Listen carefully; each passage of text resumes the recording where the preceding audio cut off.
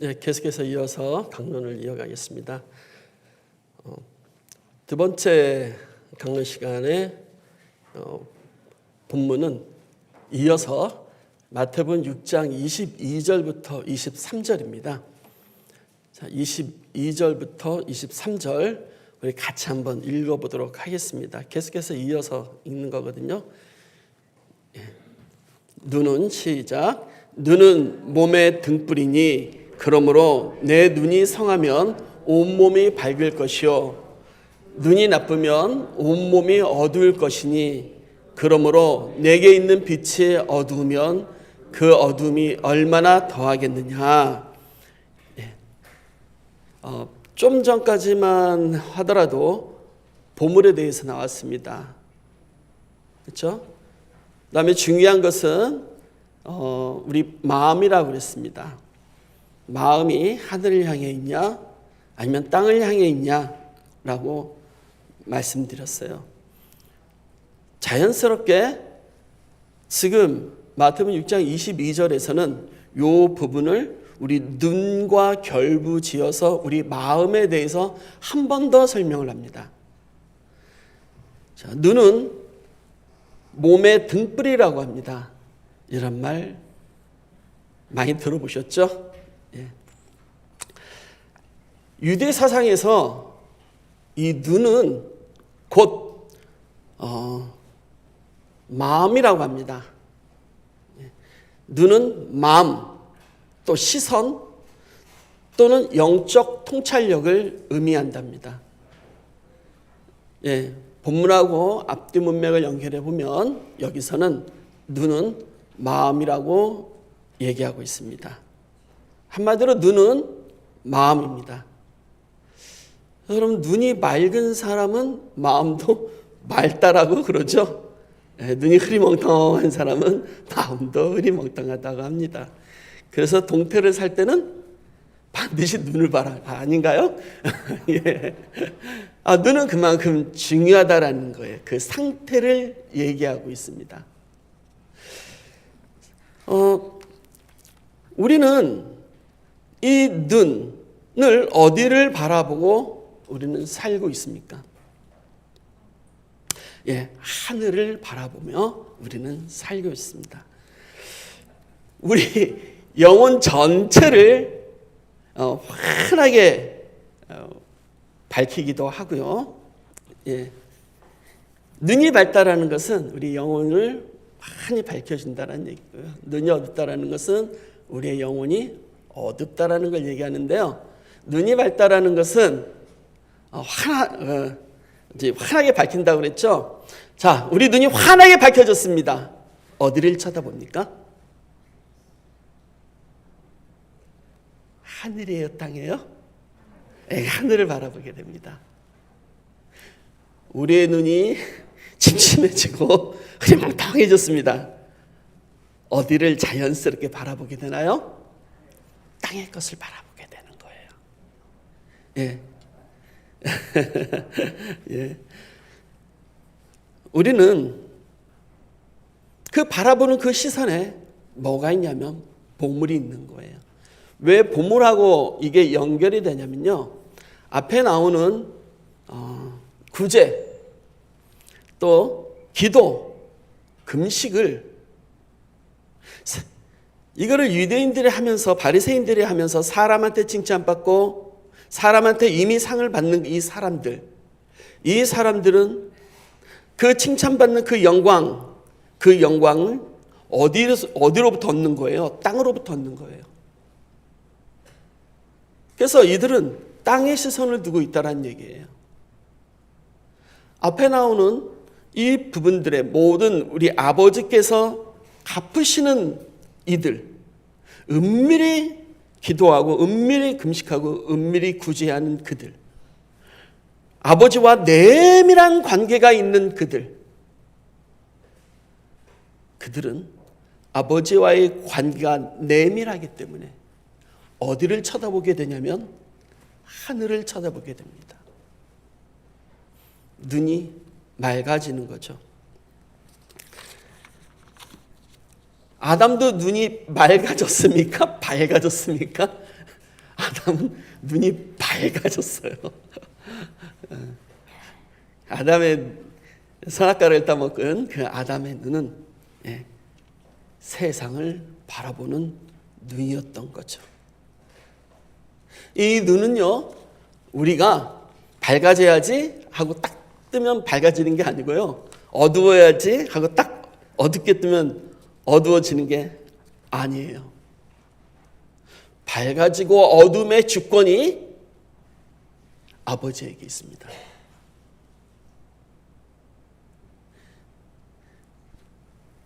우리의 눈을 뜨게도 할 수 있고 우리의 눈을 감기기도 하실 수 있는 분이에요. 예수 그리스도 앞에서 눈을 뜬 소경은 누구를 바라보는 겁니까? 예수 그리스도를 바라보게 되어 있습니다. 선지자들이 얘기를 합니다. 눈이 있어도 보지 못한다라고 얘기를 해요. 그 눈이 어두운 눈이에요. 하나님께서 눈을 감기우시면 감겨지는 거예요. 눈을 뜨게 하시면 눈이 떠지는 거고 하늘의 것을 바라보게 됩니다. 우리는 그래서 너무 감사해요. 앞부분에 나오는 구제도 감사하고요, 기도도 감사하고 금식도 감사하고 우리 보물을 보는 그 눈도 감사하고요, 다 감사합니다. 왜냐하면 우리가 하려고 하면 안 되기 때문에 그러거든요. 그래서 우리는 자연스럽게 기도가 나와요. 하나님, 제가 구제를 하면 제 의가 드러납니다. 여기서 자유롭지 못하죠. 그런데 예수님이 자신의 생명으로 우리를 구제해 주셔서 감사합니다. 하나님, 저는 기도를 하면 제 의가 드러납니다. 당연히 드러나죠. 예수님이 하나님에게 예수님의 생명을 맡기는 그 기도를 해주셔서 우리의 영원한 생명이 되셔서 참 감사드립니다. 제가 할 수 없는 기도예요. 하나님, 저는 금식을 하면 제 의가 드러납니다. 예수님이 진정한 생명의 금식을 해주셔서 참 감사드립니다.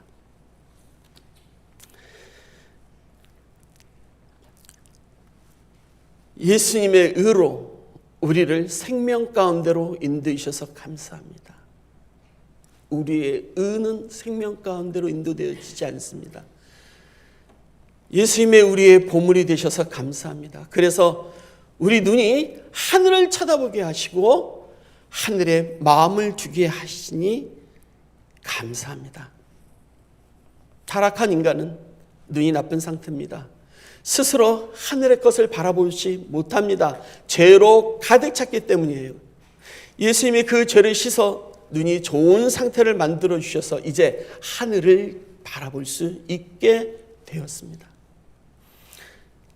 스데반 집사가 유대인들에게 돌을 맞아 죽어갈 때 어디를 바라봤습니까? 하늘을 바라봤어요. 스데반 집사의 눈을 열게 해주셨어요. 눈을 열게 한 그 결과 스데반이 어디를 쳐다봤습니까? 하늘을 쳐다봤습니다. 우리는 우리 스스로 눈을 뜬다라고 할 수가 없어요. 우리는 눈을 뜨면 무조건 땅의 것을 바라봅니다. 우리의 눈을 뜨게 해주시는 그 순간 우리는 하늘의 것을 바라보게 되어 있습니다. 어떤 눈입니까? 마음의 눈이에요. 마음의 눈. 눈하고 마음은 항상 같이 간다고 그랬죠. 예수님을 믿는 마음의 눈을 열어주셨기 때문에 그렇습니다. 그래서 우리가 감사한 거예요. 우리는 스스로 마음의 눈을 뜰 수가 없어요. 그러나 예수님께서 그 눈을 열어주셨다라는 거예요. 그리고 눈 연 결과 우리는 하늘을 바라보며 살 수 있게 되었어요. 하늘을 바라보게 되었어요. 하늘에 보물이 있음을 알게 되었습니다. 보물이 있는 하늘을 향하여 우리는 살고 있습니다. 우리 눈은 어디를 향해 있습니까? 재물을 향해 있는 것이 아니고, 우리는 항상 하늘을 향하여 우리의 눈은 열고 있습니다. 우리의 마음은 늘 하늘에 두고 있습니다. 우리는 흔히 우선순위를 둔다고 얘기해요. 하지만 땅의 것도 중요하지 않습니까? 물론 중요합니다. 근데 어떤 일을 할 때 우리는 우선순위를 정합니다. 그래서 하나님의 일이라고 생각하는 것을 맨 위에다 놓습니다. 여기까지는 좋아요. 근데 우리가 죄인일 수밖에 없는 것은 그 맨 위에 바로 밑에다가 땅의 것을 딱 둡니다. 그러니까 둘 다 맨 위에 있는 거예요. 우선순위로 보면은 맨 위에 1순위, 2순위 차이밖에 안 나는 거예요. 별 차이가 없는 거예요. 우리는 이 스릴을 즐기고 있어요, 살면서. 어쩔 때는 1순위가 2순위, 2순위가 1순위로 왔다 갔다 하면서. 여러분, 눈을 하늘에 둔다는 얘기는요, 땅에 두지 않고 하늘에 둔다는 것은 1순위, 2순위를 두고 2순위인 땅, 1순위인 하늘 이걸 얘기하는 게 아니에요. 우리가 어떻게 순위를 매깁니까? 매길 수가 없어요. 우리는 늘 그 상태예요. 어떤 순위를 매기라 그러면 무조건 1순위는 하나님, 두 번째는 나. 내가 하나님 자리에 가 있는 거예요. 똑같은 거예요. 똑같은 거. 그러니까 그런 개념으로 생각하지 말자는 거예요. 우선순위의 개념으로 생각하지 말자는 거예요.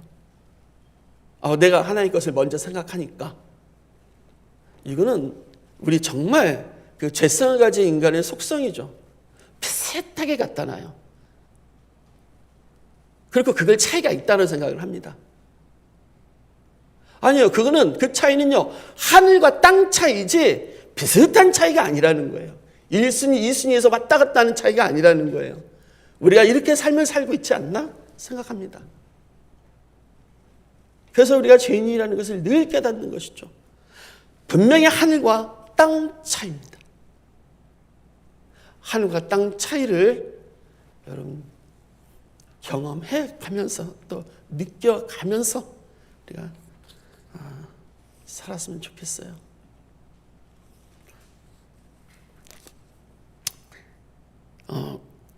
예수님께서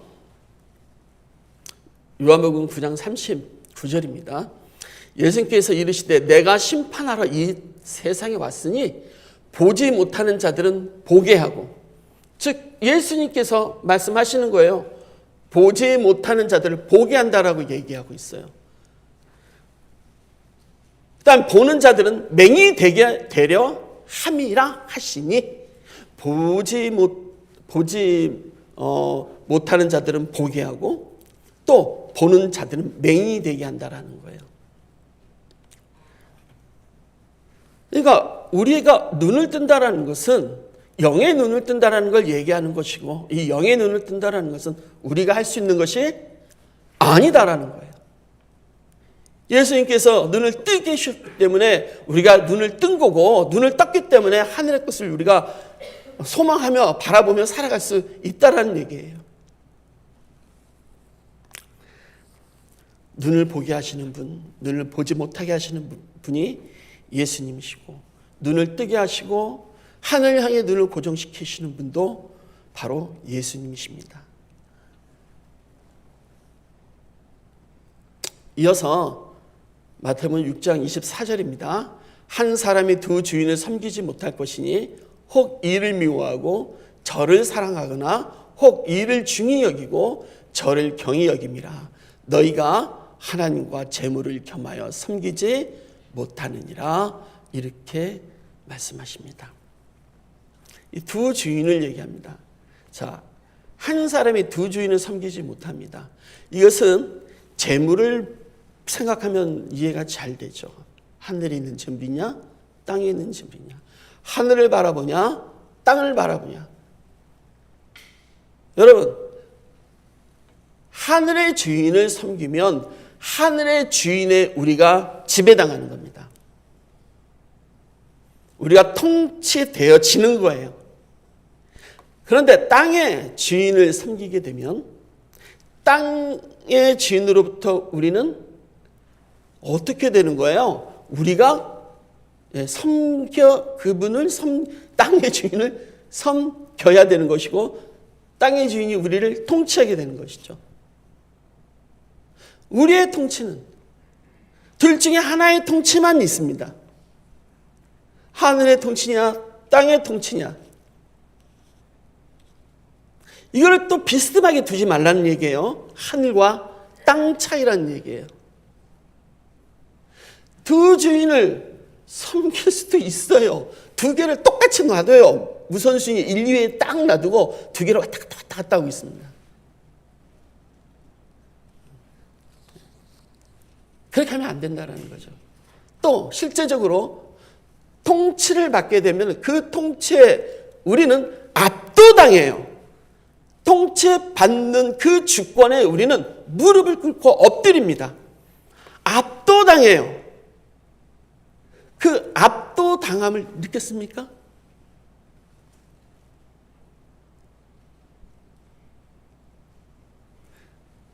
한번 이렇게 얘기해 볼게요. 로또를 5개를 맞습니다. 100억이에요. 압도 당하겠어요? 안 당하겠어요? 압도 당해요. 그냥 당합니다.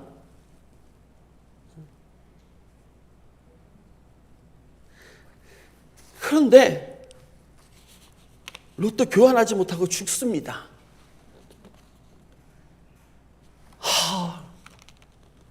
생명이 뺏겨진 거예요. 생명의 주인이 가져가 버린 겁니다. 그럼 생명의 주인에 압도당해요? 안 당해요? 생명의 주인에 압도당하는 거예요. 아무것도 아니에요. 100억은. 이러한 압도당함, 우리는 살면서 이런 것을 종종 겪기도 해요. 종종 겪어요. 죽을 뻔했던 적도 있지 않습니까? 그렇죠? 그런다 죽지 않고 살아났어. 병에 걸렸는데 다시 회복이 됐어. 이거 압도당하는 거 아닙니까? 생명의 주인, 생명의 근원이신 우리 하나님 앞에서 우리가 압도당하지 않습니까? 그래서 한 사람이 두 주인을 섬기지 못하는 거예요. 압도당한 그 주인을 섬기게 되는 거예요. 성경은 분명히 하나님과, 그래서 마지막에 하나님과 재물을 겸하여 섬기지 못하니라 분명히 이렇게 얘기하고 있어요.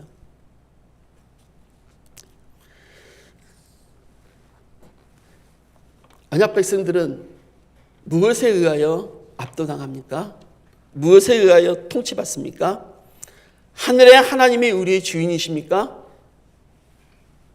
믿으면 하늘의 하나님 앞에 우리는 압도당하는 삶을 삽니다. 땅의 재물이 우리의 주인입니까?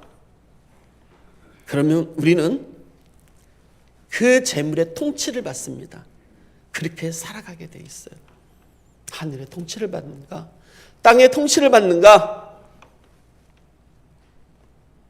하나님은 그래서 우리에게 생명을 주셨어요. 예수 그리스도라는 복음, 예수 그리스도의 복음, 생명의 복음을 우리한테 그 최고의 가치를, 최고의 보물을 우리에게 선물해 주셨습니다.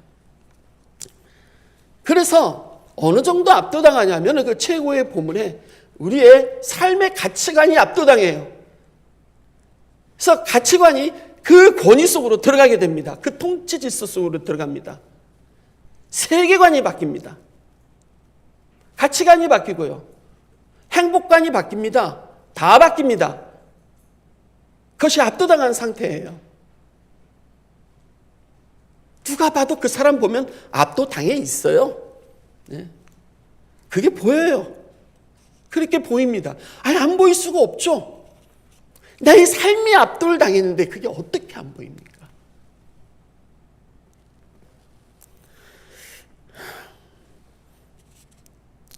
그래서 우리는 우리의 기준, 우리가 가지고 있는 이 기준으로 우리는 우리의 가치관을 정합니다. 우리의 이 기준을 가지고 우리는 삶의 방향을 정하거든요. 그런데 이런 것들이 압도당했을 때 우리는 우리의 주권을 뺏깁니다. 내려놓게 돼 있어요. 우리의 삶의 기준 내려놓게 돼 있습니다. 그분께 다 맡기게 돼 있어요. 그래서 내 기준이 작동되지 않습니다.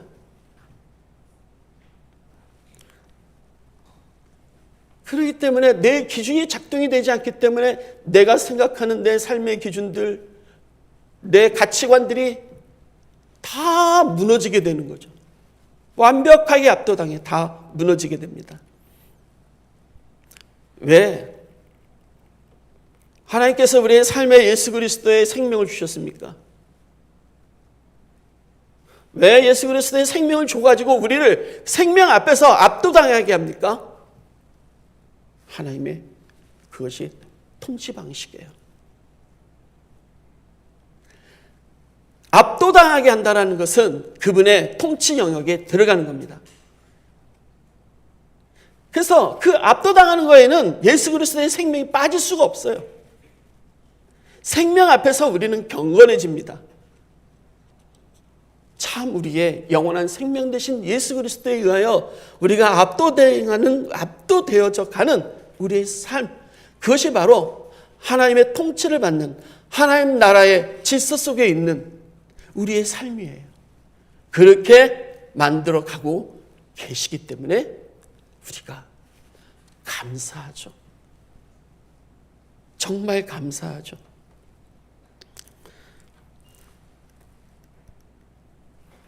중요한 게 뭐라고요? 생명. 지금 계속해서 우리의 마음을 얘기해 가면서 그 다음에 나오는 게 뭐냐면 무엇을 먹을까 무엇을 마실까 너무 유명한 구절이에요. 그러므로 내가 너에게 이르노니 목숨을 위하여 나왔습니다. 그러므로라는 이 단어는 앞쪽에 나와 있는 구제, 기도, 금식을 다 받습니다. 그리고 맨 뒤에 나오는 그의 나라와 그의 의를 구하는 것까지 다 받습니다.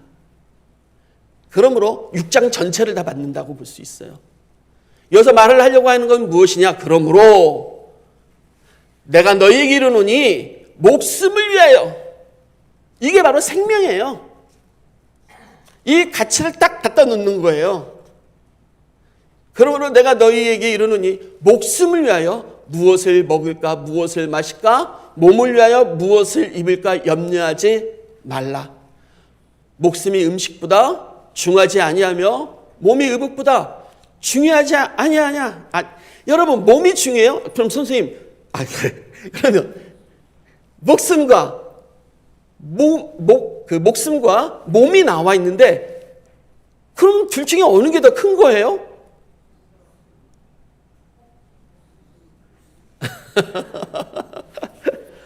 어느 게 더 큰 거예요? 목숨이나 몸이나 같은 거예요. 같은 거예요. 글씨로 보면 목숨이 더 중요해요 이렇게 말할 수 있겠지만 같은 거예요. 꼭 필요한 거예요. 꼭 필요한 거 우리에게. 그래서 여기에 드디어 이제 생명이 딱 등장하는 거예요. 결국 뭘 얘기하고 있냐면은 너희들이 왜 무엇을 마실까 먹을까 입을까 이런 걸 걱정하느냐. 너희의 생명을 누가 갖고 있다? 하나님이 가지고 계시다. 라고 정확하게 말을 해줘요. 그리고 이 생명, 이 영원한 생명으로 이 영원한 생명을 이거를 누가 준다? 내가 준다. 생명 대신 예수 그리스도 한번 볼까요? 예수 그리스도의 생명을 주시는 이 구제가 바로 예수 그리스도의 생명을 주는 구제라고 그랬습니다. 기도가 뭐라고요? 예수 그리스도의 생명을 주는 기도라고요. 생명을 받는 기도, 생명을 달라는 기도예요. 예수 그리스도의 생명이 금식이에요. 아예 예수 그리스도는 십자가에서 죽으셨어요. 재물보다 뭐가 더 중요하다고요? 생명이 중요하다고요. 목숨을 위하여 무엇을 먹을까, 무엇을 마실까? 아니에요. 생명이 더 중요하다라고 얘기하고 있습니다. 그러면서 예를 두 개를 듭니다. 바로 공중의 새를 예를 들어주고, 그 다음에 들에 핀 백합화, 두 개 예를 들어주는데, 공중의 새를 예를 들어주면서 맨 마지막에 키를 더할 수 있겠냐 이런 말이 나와요. 이 키가 생명이거든요. 조금 이따 더 얘기할게요. 우리는 여기서 보시면은 공중의 새와 키, 제목은 이건데요. 공중의 새를 보라. 심지도 않고 거두지도 않고 창고에 모아들이지도 아니하되 너희 하늘 아버지께서 기르시나니 너희는 이것들보다 귀하지 아니하냐, 이렇게 얘기합니다. 너희 중에 누가 염려함으로 그 키를 한 자라도 더할 수 있겠느냐? 그 밑에 있는 노란색은요, 주어를 좀 집어넣었어요. 주어가 좀 빠져 있어가지고요. 공중의 새를 보라, 이 말은 너희가 공중의 새를 한번 봐라, 이런 말이에요. 너희가. 그 다음에 심지도 않고 거두지도 않고 창고에 모아들이지도 않고, 이건 누가? 그 공중의 새가. 그 공중의 새가 곡식을 심지도 않았잖니? 거두지도 않았잖아, 새가. 그리고 그 새가 창고에 모아들이지도 않았잖아. 근데 어떻게? 너희 모아들이지도 않았는데 너희 하늘 아버지께서 기르신다. 아버지께서 주시는 거고 아버지께서 갚으시는 거예요. 아무 노력을 하지 않는데 아버지께서 기르시나니, 그런데 너희는 공중의 새보다 더 귀하지 아니하냐? 너희들은 공중의 새보다 너희들은 더 귀한 언약 백성들이야. 그러니까 뭘 걱정을 해? 새들도 걱정을 하지 않는 거를 너희가 왜 걱정을 해? 그 걱정의 근원이 뭔가? 그 27절에 나오는 거예요.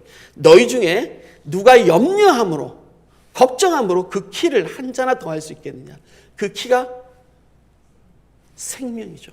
예. 걱정한다고, 염려한다고 네가 생명을 늘릴 수 있느냐? 못 늘려. 이 말이에요. 그러니까 무엇을 입을까, 무엇을 마실까, 이 문맥은요, 생명에 있는 거예요.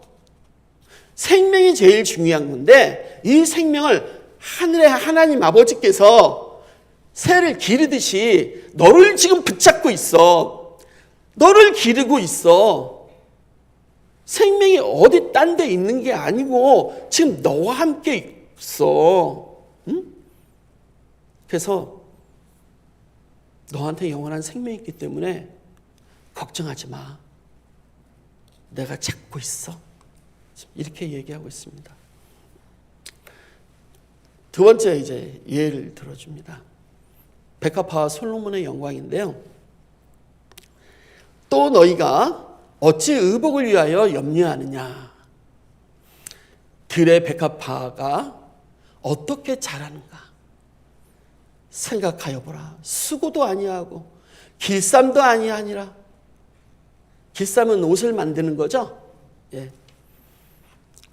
아니 백합화가 자기가 노력도 하지 않고 옷도 안 만들고 있지 않느냐? 그러나 내가 너희에게 말하노니 솔로몬의 모든 영광으로도 입은 것이, 모든 영광으로도 그 입은 것이, 영광을 입은 것이 이 꽃 하나만 같지 못하느니라. 지금 공중에 나는 새의 생명을 기르시는, 생명을 찾고 계시는 하나님, 들에 핀 백합꽃에 생명을 찾고 계시는 하나님, 생명을 보여주시는 하나님. 더 이상 무엇을 염려합니까? 염려한다고 해서 우리의 생명이 연장됩니까? 아니죠. 더구나 솔로몬의 모든 영광으로 입은 것이 꽃 하나만도 못하다라는 것. 이 꽃은, 드레핀 꽃은 정말로 그대로 노출되어 있어요. 이 꽃이 할 수 있는 것은 아무것도 없어요. 다만 하늘에서 내리 쪼이는 햇빛과 하늘에서 내리는 비와 하늘에만 쳐다보는 이 마음 아니면은 이 꽃은 아무것도 할 게 없습니다. 정말로 아무것도 안 하는 존재입니다. 그런데 하나님께서 그 꽃을, 생명을 보호하는 그 영광이 솔로몬의 그 영광보다 더 낫다라는 얘기예요. 우리는 그 어떤 것도 염려할 필요가 없어요. 가장 중요한 그 생명 되시는 예수 그리스도께서 십자가에서 그 생명을 우리에게 나누어 줬다라는 겁니다. 솔로몬의 영광보다 우리는 더 큰 영광을 가지고 있는 존재예요. 우리 하나님께서 그렇게 우리를 붙잡고 계십니다. 우리가 생명을 연장할 수 없습니다. 우리가 우리 자신을 먹고 입고 마시지 못한다는 얘기예요. 그 주권이 누구에게 있다고요? 하늘에 계신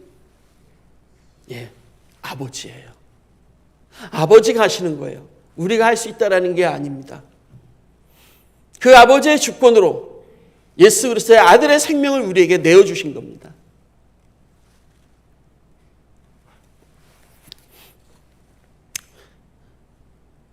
들풀도 하나가 나오는데요.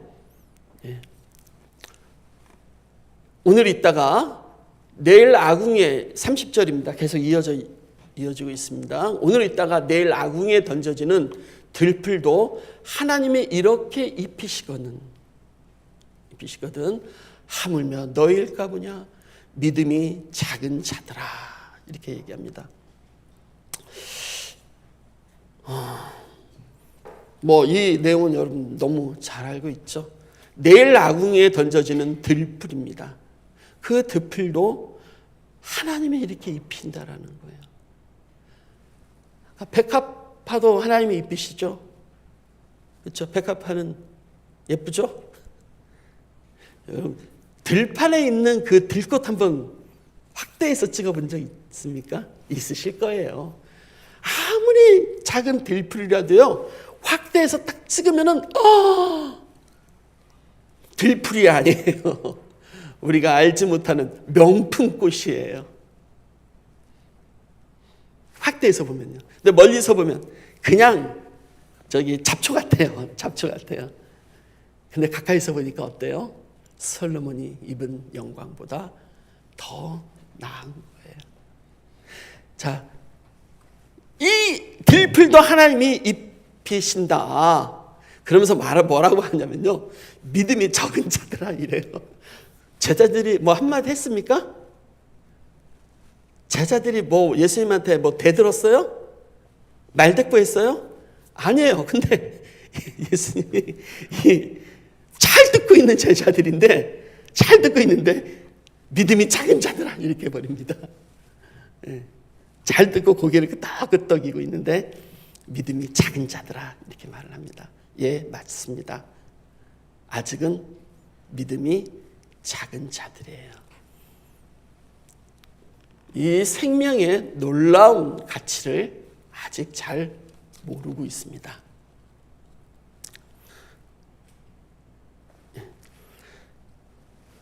이 믿음이 작은 자들아, 예수님께서 마태복음에서 몇 번을 말씀하세요. 처음에 6장 30절에 지금 방금 읽은 거예요. 믿음이 작은 자들아 한번 하시고요. 그 다음 8장 26절에 바다 위에서 풍랑이 막 치니까 제자들이 무서워하죠. 그래서 어찌하여 무서워하느냐 믿음이 작은 자들아 이렇게 말합니다. 다음 14장 31절에 베드로가 그 물 위를 걷다가 가라앉게 되죠. 그래서 베드로를 이제 건져줍니다. 그러면서 그래요. 믿음이 작은 자여 왜 의심하였느냐. 그리고 마태복음 16장 8절에 믿음이 작은 자들아 어찌 떡이 없다고 서로 의논하느냐. 생명의 떡이 여기 있는데 이렇게 말을 합니다. 자, 여기서 예수님께서 그러니까 믿음이 작은 자들이라는 말은 예수님께서 자주 쓰셨다라는 얘기예요. 그런데 누구에게 자주 쓰는 거냐면 누구에게 자주 쓴 거예요? 이게 다 듣는 대상이 제자들이에요. 내 제자들에게 하는 거예요. 그러니까 예수님의 제자들에게 예수님이 믿음이 적은 자들아 이렇게 말씀하시는 거예요. 그러니 여러분 예수님의 얼굴을 한번 생각하시면서 한번 이 말을 한번 들어보세요. 믿음이 작은 자들아 화내면서 하셨을까요? 열받아서 막 야 믿음이 작은 자야 막 이랬을까요? 아니에요. 한 번은 그 예수님이 그 산에 올라가실 때 밑에 있는 제자들이 병을 못 고쳐요. 병 고쳐달라고 온 사람의 병을 못 고칩니다. 근데 예수님이 내려가서 병을 고쳐줘요. 그러는데 그러니까 제자들이 예수님한테 와서 왜 저희는 귀신을 왜 못 쫓아냈어요? 그러니까 예수님이 너희는 믿음이 작아서 그래 이렇게 말씀하세요. 그러니까 믿음이 작다라는 것은 예수님 입장에서는 이 제자들에게 아직까지 예수님이 다 보여주시지 아니하신 거죠. 제자들의 믿음의 관점에서 보지 마시고요. 예수님의 관점에서 보면 예수님이 다 보여주시지 않으신 거죠. 언제 믿습니까? 예수님께서 부활하셨을 때 믿죠. 그때 다 보여주는 거죠. 그래서 믿음이 작은 것은 당연한 겁니다. 귀신 못 쫓아냈던 것도 당연한 거고 물에 빠지는 것도 당연한 겁니다. 예수님의 제자들이었어요. 자, 우리 언약 백성들입니다. 우리 물에 빠질 수도 있어요. 생명의 떡이 옆에 있는데 떡을 찾을 수도 있습니다. 예수님 같은 능력이 귀신 쫓아내는 능력이 없을 수도 있습니다. 믿음이 정말 적을 수가 있습니다. 믿음이 적기 때문에 우리가 겪는 일들이 많이 있을 수도 있어요. 그러나 괜찮아요. 예수님이 제자들에게 말씀하셨듯이 언약 백성들은 또 그 과정을 거쳐갑니다. 그래서 난 믿음이 없어. 난 안 믿어져. 그럴 필요 없습니다. 이미 예수님께서는 나중에 부활하시고 난 뒤에 제자들이 다 믿을 걸 알고 계셨어요. 언약 백성들의 믿음을 예수님께서 이미 다 알고 계십니다.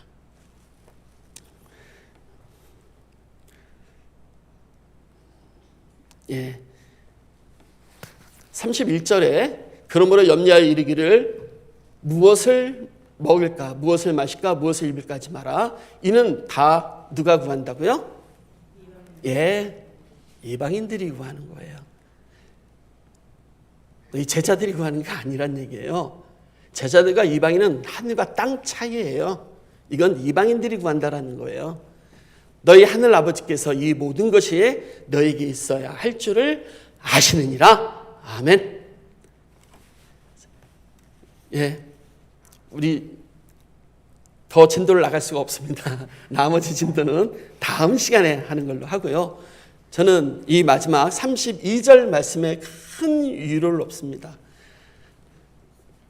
이는 다 이방인들이 구하는 것이라. 너희 언약 백성들, 너희 제자들, 너희 언약 백성들은 너희 하늘 아버지께서 이 모든 것이 너희에게 있어야 할 줄을 아시느니라. 아는 순간 우리에게 하나님께서는 주십니다. 맞죠? 예. 우리 다 같이 기도하도록 하겠습니다. 하나님의 은혜를 참 감사드립니다. 우리가 어떤 일을 할 때 우리는 항상 우리의 의가 먼저 나옵니다. 그리고 사람들의 시선을 의식하고 있고 이미 사람들에게 영광을 받으려고 하는 욕망이 앞서고 있습니다. 그러나 예수님께서 이미 이걸 다 아시고 그렇게 하지 말라 하시고 예수 그리스도의 생명을 우리에게 예수 그리스도의 생명으로 우리를 감싸 주셔서 아버지 하나님께 우리가 모든 상을 받을 수 있도록 해주신 것도 감사드리고 그래서 우리의 눈이 땅을 향하지 않고 하늘을 향하게 해주셔도 참 감사드립니다. 우리에게 있어서 가장 중요한 생명의 문제를 우리 아버지 하나님께서 하늘에서 우리를 기르시고 우리를 붙잡고 계시오니 이 또한 감사합니다. 우리 언약 백성들 한 걸음 한 걸음 나아갈 때 아직은 믿음이 적지만 믿음이 적음으로 인하여 많은 고난이 있고 많은 시험이 있겠지만 모든 것을 이미 아시는 아버지께서 모든 것을 채워주시라 믿으며 예수 그리스도 이름으로 기도합니다. 아멘.